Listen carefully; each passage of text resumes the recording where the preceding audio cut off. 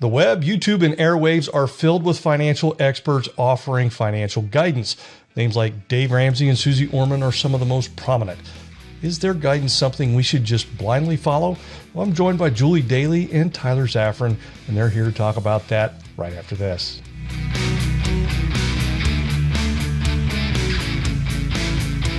If you were standing in a room full of financial advisors and mentioned the names Dave Ramsey or Suze Orman, you will get all kinds of reactions.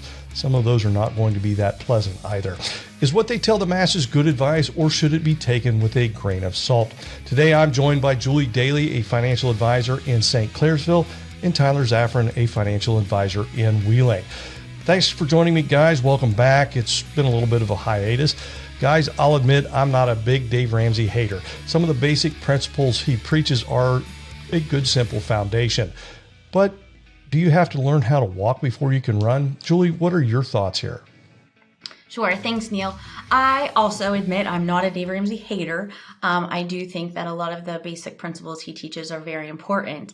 I'm going to list a couple of those right now. So some of the key things that Dave preaches are, number one, spending less than what you earn, which is definitely something we should all be doing, right? Building an emergency fund and maintaining that emergency fund. A lot of times there's two schools of thought with that: 3 to 6 months of your income saved, or 3 to 6 months of your monthly expenses saved in a rainy day fund. Another one is saving what you can when you can, and especially taking advantage of the employer matching programs at your work. So matching in your retirement plan. Take advantage of that. It's free money to you. Another one is eliminating debt, especially high cost debt, high interest debt, trying to whittle that down as best as you possibly can. And the last one is being generous. He speaks a lot to philanthropy and to giving back. So choosing something that's near and dear to your heart, and having a system where you're giving back to that organization. So all of these are good fundamental things to do. And most people need to grasp these concepts before they worry about the complexities in their financial situation. So for an example, if you are not able to save, say for your emergency fund, if you don't have the extra funds to get that built up first, then you do not need to worry about the difference between a Roth and a deductible 401k contribution. It's just, that's next level for you, right? We've got to learn to walk before we can run. Some other thoughts that I have on this topic are, you take all of this advice from television, from speakers, from authors with a grain of salt. They are talking to the masses and not to your specific financial situation. You really need to work with a financial advisor who will sit down with you and take the time to discover your needs, your family's needs, and potentially even your business's needs. So just be mindful that while these are good basic fundamental suggestions, they might not be focused on your specific financial needs. Tyler, debt is a real problem for millions of Americans, and it is one of the things that these pundits tend to focus their attention. In fact, their messaging has little room for misinterpretation. Essentially, debt is just a bad thing. What are your thoughts? Yeah. So there are two things that we need to all remember when we're talking about debt. The first is that there is going to be a cost that is involved. The second is that it's going to increase your financial risks, aka your liability. You're paying someone, which is going to be a lender, for the privilege of using their money for a period. If things go wrong or your current situation changes, it can put pressure on your financial responsibilities and obligations. So you have to keep those in mind. There are some things that are difficult to acquire without assuming some levels of debt or going into indebtedness, as we call it. And these items often cost significantly more than your average expenditures. Things such as a home, cars, education, especially higher education. Those items do tend to have a need for taking out some sort of loan or borrow from a lender. But when using debt, there has to be some items that you need to consider before going into debt. You need to have your own set of limits of what you want to do, define your financial goals, and establish a personal budget for yourself. Look at things from a worst case perspective. Really take an inventory of your current financial situation. Be aware of the additional costs and terms of borrowing. So yes, read the fine print. I know it's very difficult to read sometimes and it's convoluted, but you can also speak with someone such as your financial advisor to help educate you on what those fine print terms are. And conduct a cost-benefit analysis for yourself. Find what are the pros and cons of assuming that level of in debt. As previously pointed out, there is debt that is not good, that is quite bad. And that is oftentimes excessive debt, debt that can be result from overspending, of not having the level of income and increasing your indebtedness. Also, cost of that debt over time can be very staggering. So take a look at what the interest charges are. Understand what those fees are. Again, read that fine print. Realistically, you're not going to avoid all debt. Okay, you're going to assume at some point of life. But understanding and being intentional about what that debt is and managing those costs will help you in the long run. When a client walks into my office and says, I heard Dave Ramsey or Suze Orman say something, it makes my ears perk up a bit. I'm curious as to the thoughts from both of you as to what you think when you hear someone say that. My ears perk up as well. But I gotta be 100% honest here. I have to admit, I haven't really followed these two individuals for a while now, several years now. To me, it's just important to remember that they're out there speaking to the masses again, and they're not speaking to individuals and individual situations. They have sponsorships. They're trying to sell books. They're selling courses. They're hiring themselves out for speaking engagements with fees upwards in the six-figure range. I looked that up. And as a licensed and trained financial advisor for many years now, that never sat well with me, that they're just speaking at such a high level with such a large audience and platform. And somebody could take that so true to be for their financial situation where it might not be. And again, it just never really sat well with me. So I can't speak too much to them at this current time. But again, I do want to point out some of the basic teachings are very important to many households and to many financial situations. But at some level, your individual situation is probably going to get more complex than what you're seeing on a TV special. Tyler, what are your thoughts? Yeah. So on to what Julie said, I think there needs to be a distinction made between technical and personal sides of financial advising. The technical side is what the specific financial knowledge, what we are expected to know within this industry, to work in this industry. I think there you can find a lot of really great material on the web and through media that is very informative, but again, that it's going to be baseline and standardized, so it can be very, informative and educate what you're looking at.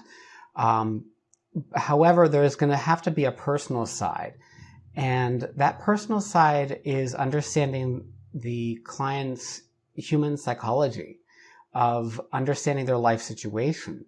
It considers the individual's goals, abilities, outlooks, their energy levels, emotional and family dynamics.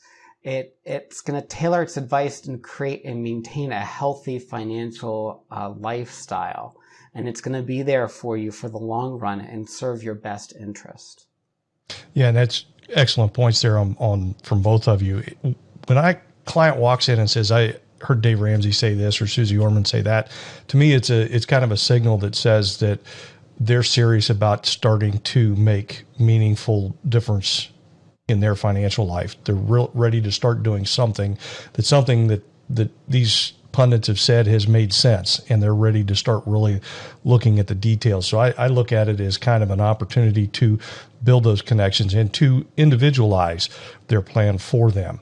And that's kind of an interesting thing. You talk about the speaking engagements and all that. Just this past weekend, I saw where Mr. Ramsey was named in a significant lawsuit for one of the sponsors that he uses in for timeshares of all things, to maybe for some misleading things there.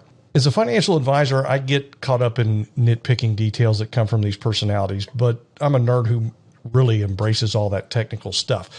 What problems do you have with generic advice that many of these personalities offer?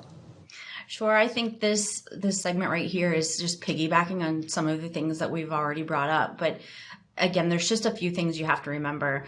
First, that their way of earning a living is from attracting viewers and listeners and web clicks and podcasts and YouTube videos, right?